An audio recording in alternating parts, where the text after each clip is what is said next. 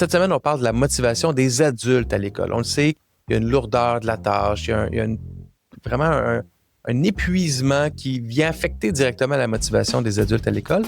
Et avec ma co-animatrice Nancy Goyette, on va parler de ça. Qu'est-ce qui influence la motivation et comment favoriser une motivation positive pour les adultes à l'école et en classe au niveau des enseignants et des enseignants. Dans quelques semaines, on va faire le même épisode, mais pour parler des élèves. À travers le même prisme, on va analyser ce qui influence la motivation de nos jeunes et comment avoir un impact positif sur leur motivation. Mais juste avant, allons tout de suite retrouver Nancy Goyette pour notre bulletin de nouvelles.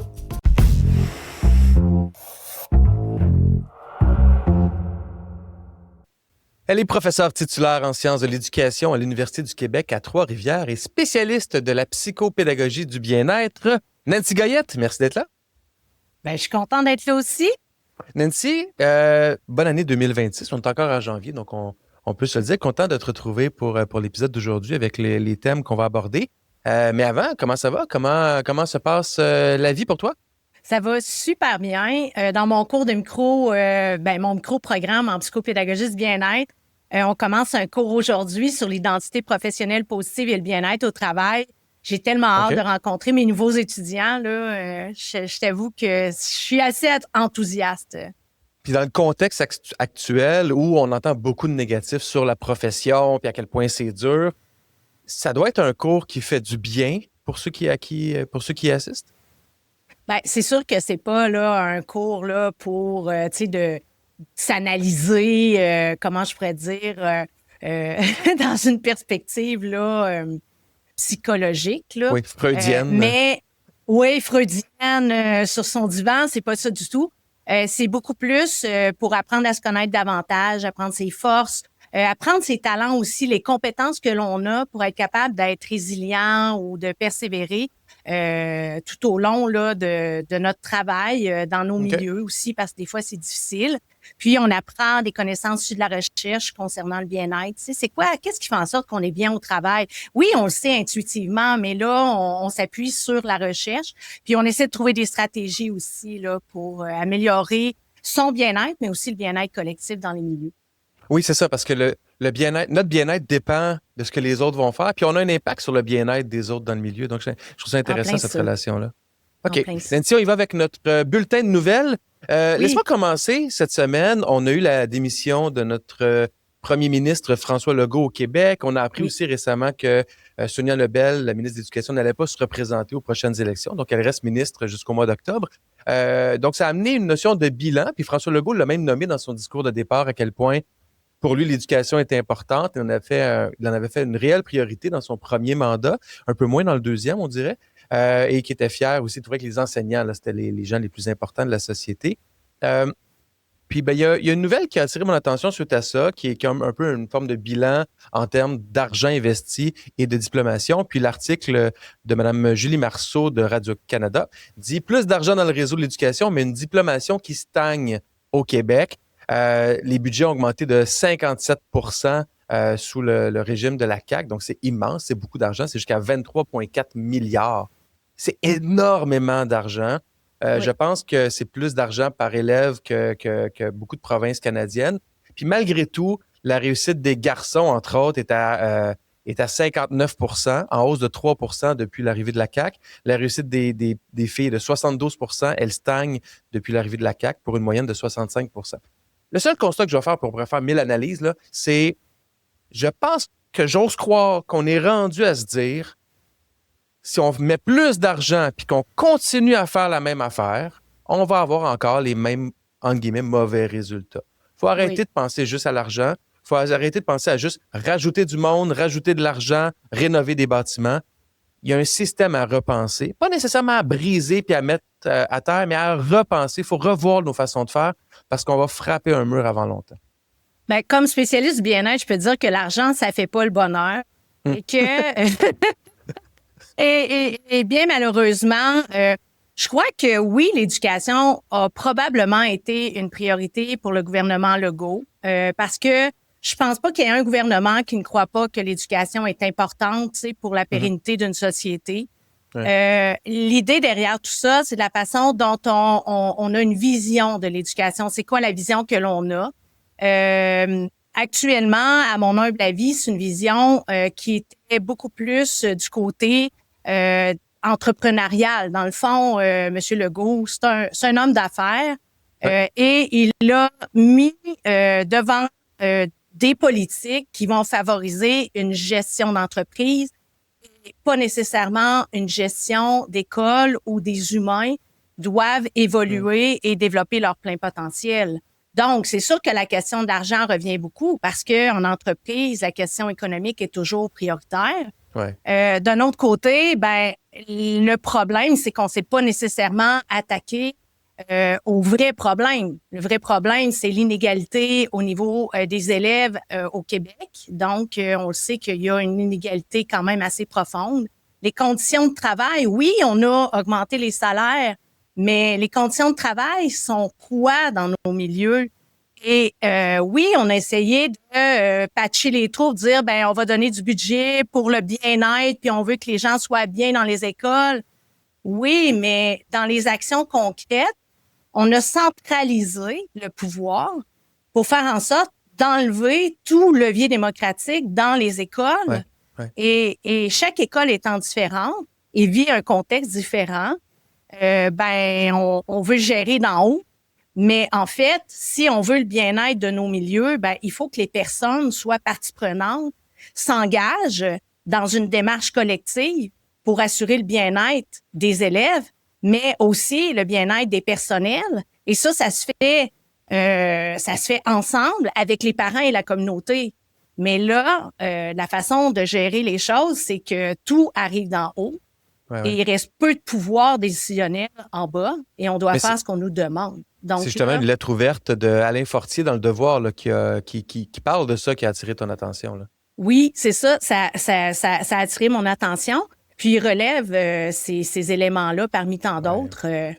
Pour résumer, quand on parle de centralisation sous le régime de la CAQ, ce que ça veut dire, c'est les commissions scolaires avec des commissaires élus qui représentent la population, qui sont élus par la population, ont été remplacés par des centres de services scolaires avec un conseil d'administration dont le DG est nommé par le ministre.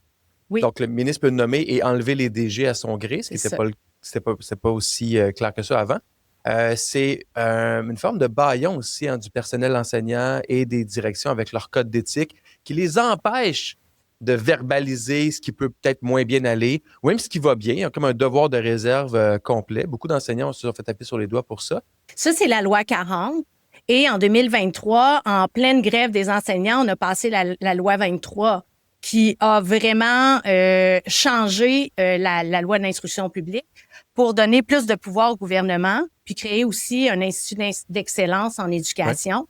Ouais. Et là, c'est ce qu'on vit. Là. On vit un peu les répercussions de ça, l'obligation de vouvoiement dans les écoles qui arrive du ministère, des politiques là, à l'interne là, qui viennent un peu alourdir aussi les conditions de travail là, des personnes. Ouais. Et le manque de valorisation de la profession qui est vraiment épouvantable, des professions et non pas juste de la profession enseignante. Et ça, je crois qu'il faut repenser un peu le système. En 2023, j'aimerais ça souligner qu'il y avait un collectif d'organisations qui s'était vraiment penché sur la question un peu, je pourrais dire, un état général de l'éducation qu'on appelait, ça s'appelait Parlons éducation, où on a fait là quand même là 18 villes au Québec pour parler d'éducation, mais avec toutes sortes de personnes, des personnes de la société, des jeunes, des personnes qui travaillent dans les écoles pour essayer de repenser l'éducation autrement. Puis je pense qu'on devrait peut-être aller revisiter qu'est-ce qui est ressorti de ça pour s'inspirer puis peut-être amorcer un changement là significatif pour que l'école devienne un lieu vraiment beaucoup plus propice à l'apprentissage. Si on n'est pas bien, on n'apprend pas bien. T'sais, donc, il faut retravailler le système, mais en considérant davantage les humains et non pas là les résultats que l'on veut avoir. Un autre article plutôt négatif que je voulais souligner en lien avec tout ça, c'est dans le Journal de Québec, un article de Daphné Dionvier que je cite souvent dans le balado. Ça craque de partout. Cégep surpeuplé, bâtiments vétustes et restrictions budgétaires dans le réseau collégial.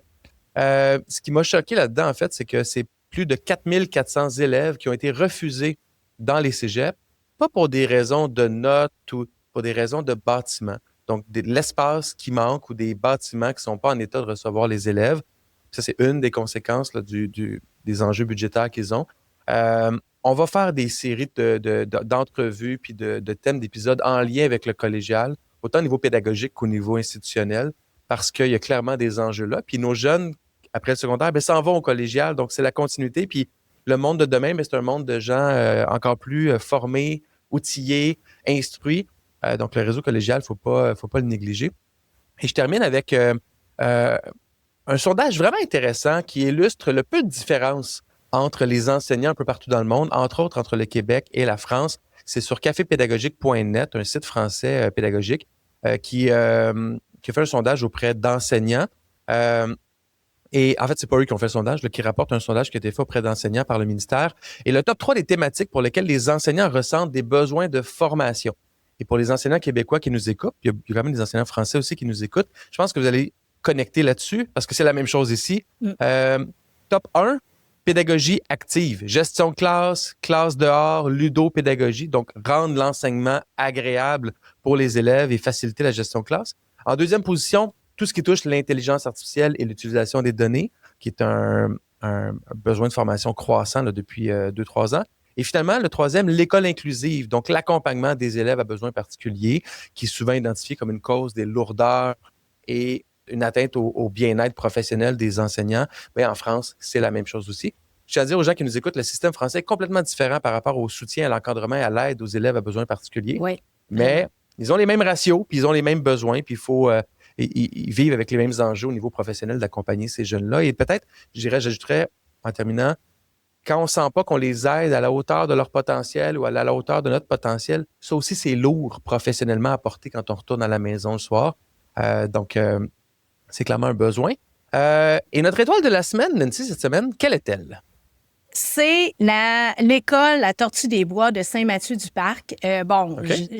J'avoue que j'ai vécu là pendant 4 ans de ma vie. C'est où ça, Saint-Mathieu-du-Parc? École. Saint-Mathieu-du-Parc, c'est au nord de Shawinigan, à côté de Saint-Élie-de-Caxton, puis de Fred Pellerin, si on veut. Ils ont une magnifique petite école primaire alternative. Et ce qui a attiré mon attention, c'est que la chercheuse à la retraite, Suzanne G. Chartrand, est en train de faire une recherche anthropologique dans cette école-là. Et elle remarque à quel point une pédagogie alternative où on va vraiment solliciter chez les élèves la construction de projets, travailler en plein air, faire de la lecture, ça fait en sorte que ça crée une école humaniste, une école où il y a de l'empathie. Et vu que c'est une petite école, les personnels scolaires et la communauté vraiment se mobilisent pour que les enfants aient une belle expérience là, scolaire. Donc, c'est quand même assez magnifique de constater qu'au milieu de la Mauricie, il y a une école où il y a des enfants qui sont vraiment heureux. Moi, mes 3 garçons sont allés à l'école alternative. Je suis vendu à l'école alternative. Puis j'ai souvent dit à mon entourage, l'école alternative porte mal son nom. L'école alternative devrait simplement s'appeler l'école moderne. Une école centrée sur le bien-être de l'élève, où on se préoccupe de son bien-être, de sa motivation, qui est vue aussi comme l'égale de l'adulte en termes d'humanité. Donc, c'est pas les enfants qui décident de tout, mais on leur parle comme des êtres intelligents ou à la hauteur de leur intelligence et de leur bienveillance et de leur gentillesse. Puis, ça devient vite réciproque, tout ça. Et c'est des très, très, très, très beaux milieux. Oui. Nancy, on se retrouve dans quelques secondes pour notre sujet de la semaine.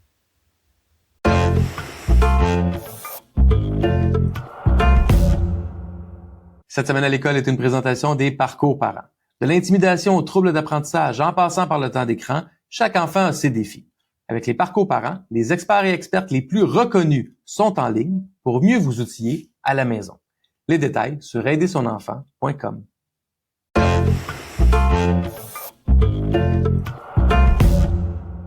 Nancy, on parle beaucoup de la motivation à l'école, on en parle beaucoup pour les élèves, mais ça existe aussi pour les enseignants. Puis je suis content parce qu'on va parler de motivation, mais en 2 épisodes différents. Puis aujourd'hui, on va le faire axé spécifiquement aux adultes à l'école. Qu'est-ce qui les motive pas? Comment maximiser leur leur motivation. Puis on en a parlé dans notre bulletin de nouvelles.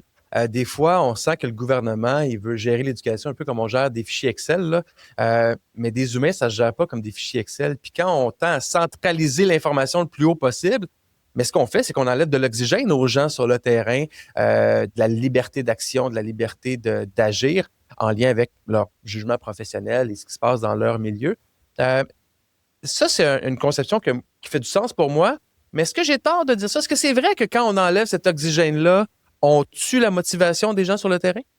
Bien, on la tue pas tout de suite comme ça parce que la motivation, c'est multifactoriel. Ça, on va se le dire. Ouais. Mais d'une certaine façon, le fait de se faire édicter comme professionnel une marche à suivre et de ne pas avoir d'espace pour réussir à prendre des décisions qui ont du sens, des décisions en contexte aussi, peut affecter le besoin que l'on a d'autonomie. Donc, l'autonomie professionnelle, elle est vraiment importante. Ouais. Actuellement, dans les politiques, ce qu'on peut voir, c'est qu'il y a beaucoup de choses qui sont décidées, mais dans une approche qui est très descendante ou top-down. Et moi, je pense que ça touche atteinte à cette autonomie professionnelle-là que les acteurs de l'éducation sur le terrain ont besoin pour pouvoir réussir à bien effectuer leur travail. Puis tu sais, l'autonomie, là, quand on y pense, c'est pas juste de pouvoir tout décider, mais est-ce que c'est pas aussi d'être capable... Parce que des fois, c'est correct d'avoir une marche à suivre, c'est correct d'avoir des procédures qui viennent pas de nous puis qu'on doit les suivre. Mais l'autonomie, est-ce que c'est pas aussi de comprendre le sens de ce qu'on fait puis l'impact que ça va avoir? Bien, l'autonomie, c'est que, en fait, on a été formé en éducation, qu'on soit enseignant ou un autre titre professionnel, pour prendre des décisions en fonction de ce qui se passe devant nous. OK? Donc, un enseignant, par exemple, va prendre plusieurs décisions par jour. Son autonomie professionnelle, c'est qu'on fait en sorte que il y a la compétence de décider qu'est-ce qui est pédagogiquement bon pour les élèves. Qu'est-ce qu'on doit faire au niveau de la gestion de classe qui va s'arrimer le plus avec, par exemple, nos valeurs. Donc ça, c'est une liberté qu'ils doivent conserver parce que chaque personne est différente, mais elle a eu une formation pour être professionnelle. C'est pareil comme les médecins, ils prennent des décisions professionnelles à tous les jours concernant leurs patients. L'enseignant ou le gestionnaire, va faire la même chose. Donc, l'autonomie, elle est primordiale pour réussir à ce que l'école fonctionne bien. Mais cette autonomie-là, bien entendu, doit être en arrimage aussi avec la vision collective dans laquelle on évolue à l'école. Donc, ça se trouve, parce que quand on parle de centralisation, on l'a nommé dans le bulletin de nouvelles, il y a beaucoup de décisions prises au niveau ministériel, puis il reste, dans le fond, les décisions locales sont de moins en moins grandes parce que le centre de services scolaires aussi, qui gère les écoles puis qui impose des fois certains outils, certains logiciels, les aménagements scolaires, etc. Dans les conseils d'établissement, il y a de moins en moins de décisions pertinentes qui se prennent pour la gestion de l'école. Est-ce qu'il y a un lien direct entre cette gestion locale-là, selon toi, par exemple, des règles de vie? Puis là, le vouvoiement, ça a été imposé d'en haut aussi, là. Les règles de vie, les règles de fonctionnement, les décisions sur les groupes matières, etc., les horaires et la motivation et le bien-être des professionnels? Bien, ça peut avoir un effet chez certains individus. Là, j'ai pas des données à donner aujourd'hui. Mais ce qu'il faut comprendre, mettons plus globalement, là, c'est que moi, je vais y aller dans un angle de bien-être, OK? Ouais. Il y a plusieurs modèles de bien-être et concernant les écoles, il y a un modèle que j'affectionne particulièrement qui s'appelle le bien-être pédagogique. Et ce bien-être pédagogique-là, il peut être ressenti par tout le monde parce qu'on le sait que l'école, c'est un écosystème. Et on peut étudier plus spécifiquement, si on parle, là aujourd'hui, on parle des enseignants. L'enseignant, pour que ça aille bien, il faut qu'il y ait des bonnes interactions. Des bonnes interactions avec les élèves, avec les parents, avec la direction. Et ces interactions-là, si elles sont positives, si l'entretien des relations positives, va nourrir sa motivation. Et là, la motivation dont je veux parler aujourd'hui, c'est l'autodétermination. Un concept de Deci et Ryan, ça, c'est les chercheurs qui ont travaillé là-dessus. Pour ceux qui ont fait un petit peu d'études là, en psycho, là, c'est motivation intrinsèque, extrinsèque. OK? Donc, qu'est-ce qui va faire en sorte qu'on est motivé? C'est qu'il y a 3 besoins fondamentaux. Donc, l'autonomie. Mais il n'y a pas juste ça. Donc, le deuxième, tu l'as nommé un petit peu, hein, c'est d'avoir des bonnes relations sociales, là, de faire partie d'un groupe, d'une communauté qui s'entraide. Oui. Donc, on parle du besoin d'affiliation sociale. Donc, au travail, si on veut être bien, il faut sentir qu'on fait partie de la gang, qu'on fait partie de l'équipe. Et souvent, ça manque beaucoup. Je pense, par exemple, aux nouveaux enseignants qui arrivent dans des écoles. C'est difficile de se construire un réseau dans cette école-là des fois, et surtout quand on a plusieurs écoles, parce qu'on sait que les conditions de travail, des fois, c'est pas si facile que ça. On parle, des professionnels ou des enseignants qui sont disciplinaires, vont se promener 1, 2, 3 écoles. Réussir à avoir un sentiment d'affiliation sociale, c'est un petit peu difficile. Donc, ça devient des fois une source de démotivation au travail. Puis ça, c'est un élément important, je trouve, pour les directions d'école qui nous écoutent, puis ou même les enseignants qui ont un leadership fort dans leur école. Plus on favorise cette interaction positive-là entre les adultes de l'école, plus on brise les clics, parce que des fois, il y a des clics. Des fois, c'est pas mal d'avoir des groupes, c'est correct, mais des fois, c'est négatif. Hein? Des fois, c'est un groupe contre l'autre, puis ça arrive aussi dans les écoles comme dans tous les milieux. Plus on travaille sur les relations sociales positives entre les adultes, plus on favorise la motivation. Donc, les directions d'école puis les leaders à l'école ont un pouvoir sur la motivation et le bien-être pédagogique de leurs employés en travaillant sur des relations positives entre les membres. C'est pas juste sur les conditions de travail, c'est pas juste sur le nombre d'élèves en classe ou les besoins de ces élèves-là. Il y a aussi un autre contexte. Puis ça, les directions ont beaucoup de pouvoir là-dessus. Puis je dirais que le cœur d'une école, souvent, c'est le salon du personnel. Mm-hmm. Et on remarque que dans certains milieux, il y a beaucoup de personnes qui évitent cet endroit-là parce que c'est un endroit où on ne fait que parler de sujets négatifs, de parler contre les élèves, les parents. Quand ça devrait être un endroit où on essaie de mobiliser les gens, mais beaucoup plus dans une vision positive. Faire en sorte que les gens vont se détendre. Le salon du personnel, c'est pour aller se détendre. Peut-être créer des relations positives. C'est là qu'on a de l'information aussi informelle. Donc, si on veut développer de l'affiliation sociale chez les personnes, c'est pas juste la responsabilité des directions, mais c'est une responsabilité collective d'essayer d'inclure les collègues à travers des discussions, mais des discussions constructives et non pas juste de dire « Ah, ben là, moi, il t'est arrivé ça et tout ça ». Mais il y a tellement pas d'espace de discussion dans une journée quand on travaille dans une école que des fois, c'est difficile de construire des relations sociales qui vont être harmonieuses et positives parce qu'on prend pas le temps de discuter des vraies affaires. Tu sais, de comment on se sent, des difficultés que l'on vit, certes, mais aussi des réussites que l'on a, des projets qu'on voudrait faire pour l'école. Ouais. Donc... Oui, puis il faut trouver cet équilibre-là entre le besoin de ventiler, qui est correct, puis qui existe pour vrai, et d'avoir des lieux positifs. Puis tu as raison, il y a beaucoup d'enseignants et enseignantes qui ne vont pas dans les salles communes pour ces raisons-là. Des fois, le climat est juste pas bon. D'autres fois, c'est juste trop négatif. Et ça, je reviens, moi, je crois tellement au rôle du leadership, de la direction, entre autres, de mettre les standards de c'est quoi les attentes pour, par exemple, le salon du personnel. Tu sais, parce qu'il y a façon de nommer les choses, puis d'en convenir aussi avec l'équipe, pas juste d'imposer, mais d'en convenir avec l'équipe. Hey, on peut s'entendre, gang, qu'ici, là, on chiale pas contre les adultes, on chiale pas contre les enfants, on discute, on est en mode solution, on amène du positif. Il faut que ce soit un endroit où on ait le goût de venir puis qu'une majorité d'adultes viennent. Et si c'est pas nommé, ça va vite dégénérer.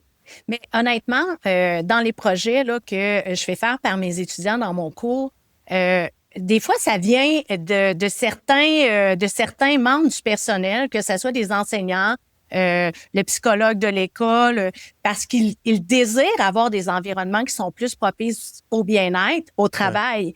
Donc, souvent, c'est eux qui ont un projet qui va voir la direction pour essayer d'améliorer les choses. Puis je pense que ça, pour une direction, c'est de sauter sur l'occasion de pouvoir faire des changements pour améliorer justement les relations.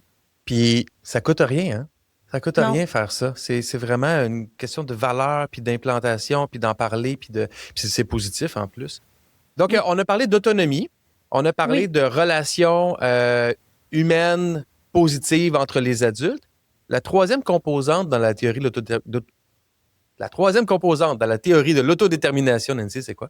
Le sentiment de compétence.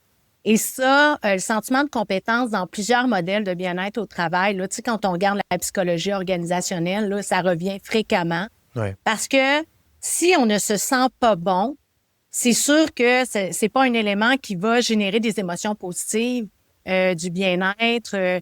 Donc, le sentiment de compétence est primordial. Et ben, quand on pense encore une fois au personnel éducatif qui arrive, qui sont nouveaux, souvent, ça vole pas fort, le sentiment de compétence, et c'est normal parce que le sentiment de compétence, on le développe avec les expériences que l'on a, qu'elles soient positives ou désagréables.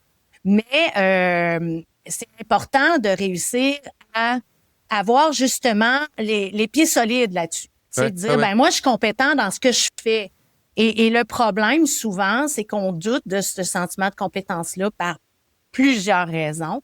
Et ça peut être un facteur qui va vraiment affecter notre santé psychologique au travail. Je trouve ça intéressant que tu nommes les jeunes enseignants, enseignantes, ou en tout cas les nouveaux dans la profession. Des fois, ils sont pas si jeunes que ça, mais sont nouveaux dans la profession. On sous-estime, pour ceux qui connaissent pas le monde de l'éducation, là, un premier contrat en éducation, souvent ce qui arrive, surtout quand il commence pas à la rentrée, là, l'enseignante arrive en classe, là, c'est la première fois qu'elle arrive à l'école. Elle n'a pas eu 1 heure pour se familiariser avec les locaux ou avec l'endroit. Elle arrive, les élèves sont là, il n'y a pas de planification, c'est pas son matériel. Les collègues savent même pas qui elle est, puis qu'il y a quelqu'un qui s'en vient pour ce groupe-là ou pour cette matière-là. Il n'y a que des possibilités de petits échecs, je trouve. Tu sais, je dis pas que la journée va mal se passer, mais il y a quelque chose de... Quand moi, j'embauche quelqu'un chez Grand Possible, je vais planifier 1 semaine d'intégration. Tu sais, plusieurs rencontres avec cette personne-là, plusieurs échanges. On lui exprime comment ça fonctionne ici, quels sont les règlements, quelles sont les règles, quels sont les outils de travail, comment ça fonctionne au niveau social. Les enseignants arrivent dans une nouvelle école, là, puis c'est très, très rare qu'ils ont droit à cette forme de briefing-là. Fait que, comment on fait pour être à la hauteur dans les premières journées quand on est vraiment en train d'essayer juste de survivre dans une mer agitée? Ben, je nuancerais parce que non, la nuance, c'est mal.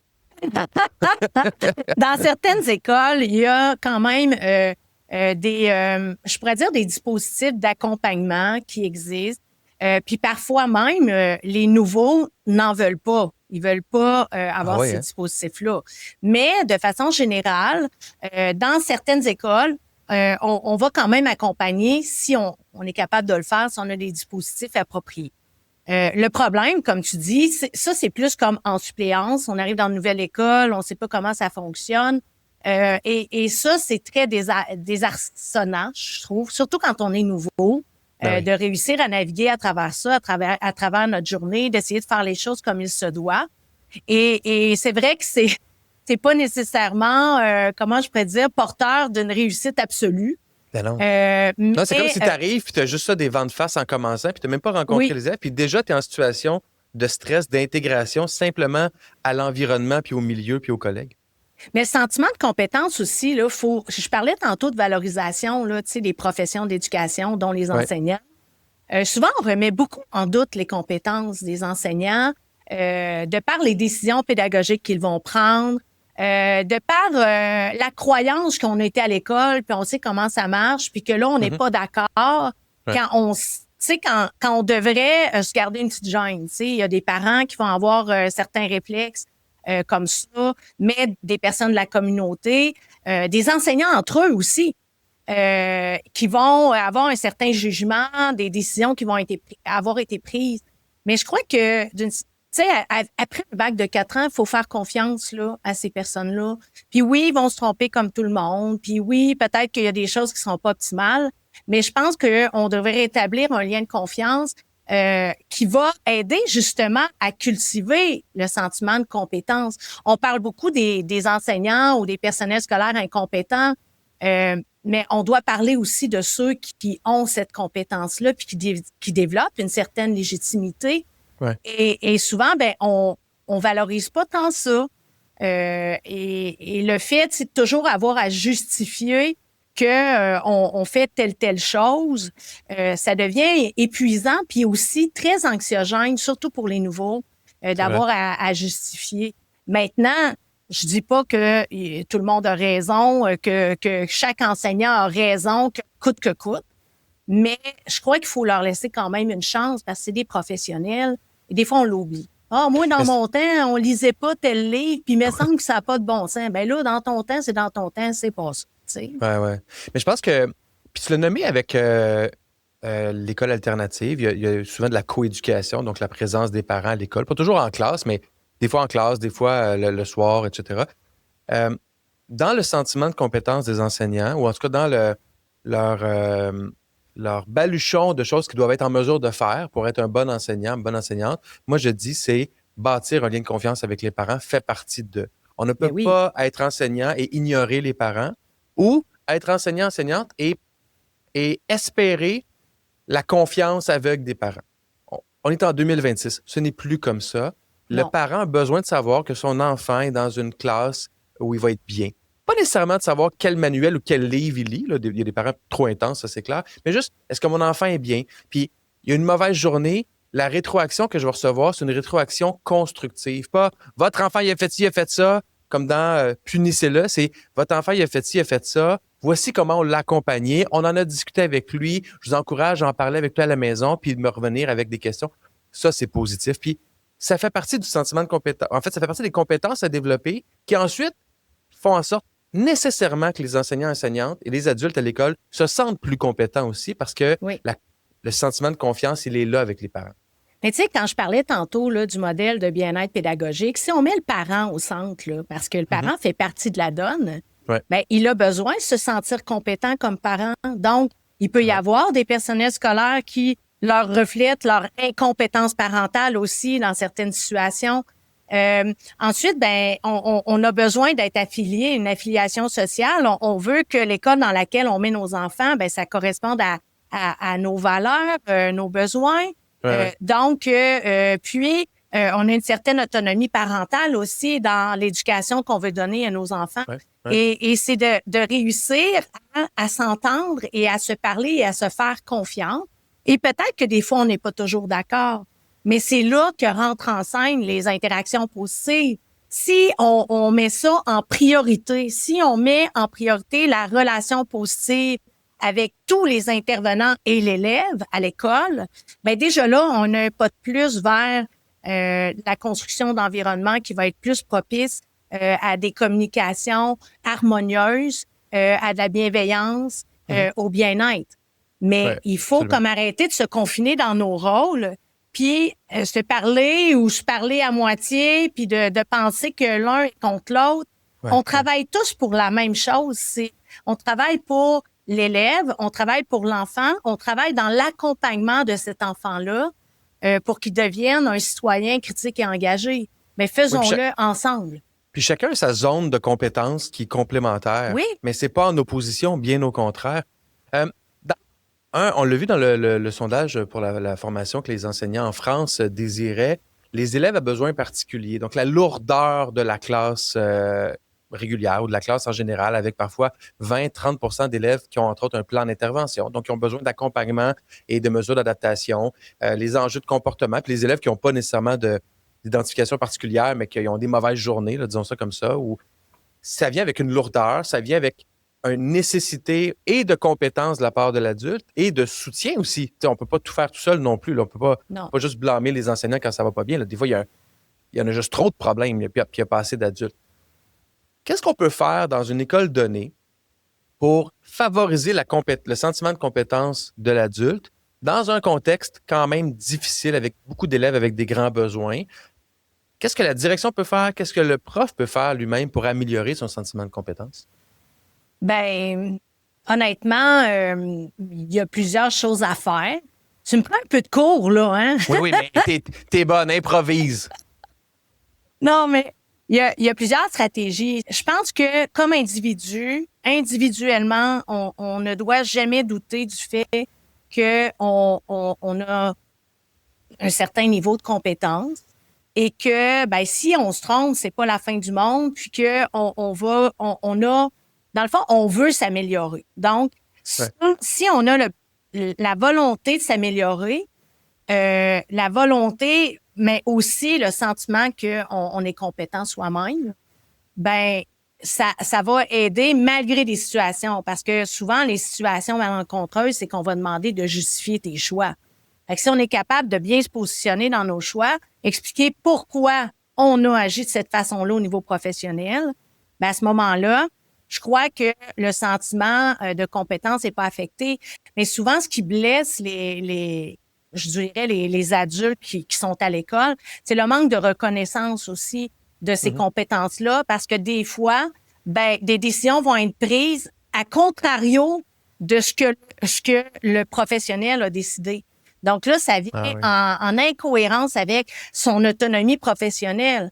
Dire à un élève, ben là, je sais pas, il faudrait peut-être que tu fasses telle chose, puis que par en arrière, ben le psychoéducateur dit une autre chose, puis qui va remettre en question les choix devant l'élève. Ben là, c'est sûr que c'est moins là, tu sais.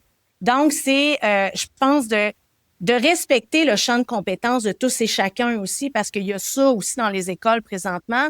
On a beau avoir plusieurs professionnels dans la même classe, mais là, c'est difficile de respecter les champs de compétences de tous et chacun.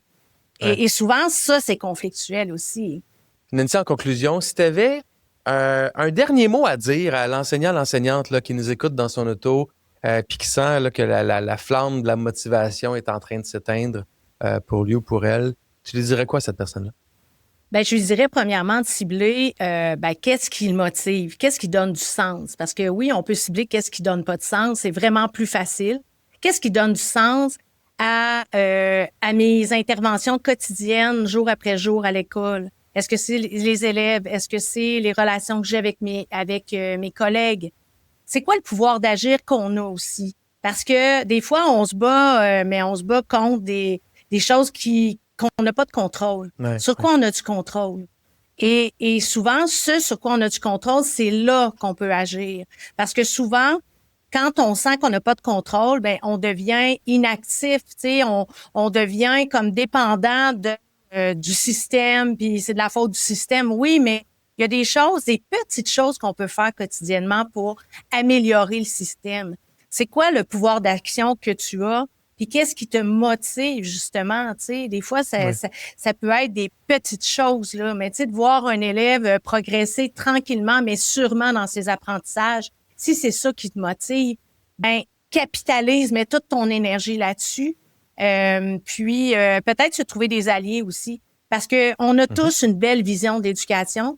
Puis souvent, on prend pas le temps de s'asseoir tous ensemble dans une école ou peut-être des petits groupes et de réfléchir ensemble à des pistes d'amélioration qui prendraient pas un remaniement si grand que ça, mais qui ferait toute la différence. Génial. Merci, Nancy. Puis là, on a abordé le thème de la motivation des adultes à l'école à travers, on a dit l'autonomie, le sentiment de compétence, puis la qualité des relations interpersonnelles. Ce qui est le fun, c'est qu'on va faire la même chose avec le même prisme, la même théorie pour les élèves. Et c'est intéressant parce que ça va devenir aussi, je crois, un outil pour les enseignants et enseignantes pour améliorer la motivation de leurs élèves. Puis des élèves plus motivés, ben c'est une classe qui est plus le fun. Donc, on ajoute au sentiment de compétence de l'enseignant, l'enseignante et à son bien-être. Tout est dans tout, comme on dit. Je dis ça, je dis rien. Nancy? Moi, je suis pas d'accord avec ça, mais bon. Non. Ah, t'es pas d'accord pour vrai? Tout est dans tout, non? Ah, tout est dans tout. OK. Je pensais ce qu'il y avait avant. OK, parfait. Nancy, merci beaucoup. On se retrouve dans quelques semaines pour cet épisode-là. D'accord.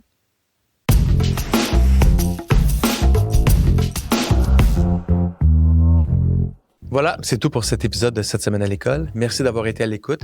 Merci à ma co-animatrice Nancy Goyette pour sa présence, qu'on va retrouver d'ailleurs dans quelques semaines pour l'épisode qui porte sur la motivation de nos jeunes. D'ici là, prenez soin de vous, prenez soin des gens qui vous entourent et on se retrouve mercredi prochain pour un prochain épisode du Balado. Bye tout le monde.